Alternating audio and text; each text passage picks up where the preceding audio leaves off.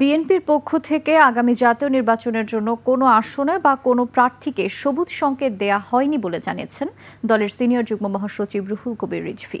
সম্প্রতি প্রার্থীদের সবুজ সংকেত দিচ্ছে বিএনপি সংবাদ প্রকাশ করেছে বিভিন্ন গণমাধ্যম। রিজভী জানিয়েছেন, সবুজ সংকেত সংক্রান্ত প্রতিবেদনগুলো মন গড়া।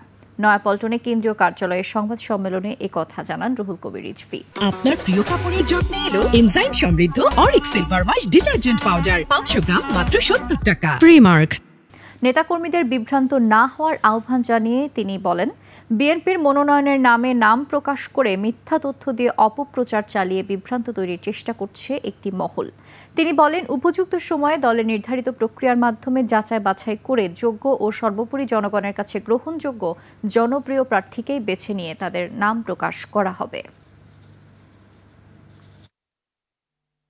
যাচাই বাছাই করে যোগ্য ও সর্বোপরি জনগণের কাছে গ্রহণযোগ্য জনপ্রিয় ব্যক্তিকেই বেছে নিয়ে তাদের নাম প্রকাশ করা হবে।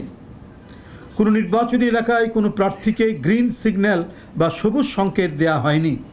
প্রত্যাশীদের মধ্যে দলীয় নানা কার্যক্রমে যার পারফরমেন্স ভালো তাকেই প্রার্থী হিসাবে মনোনীত করা হবে।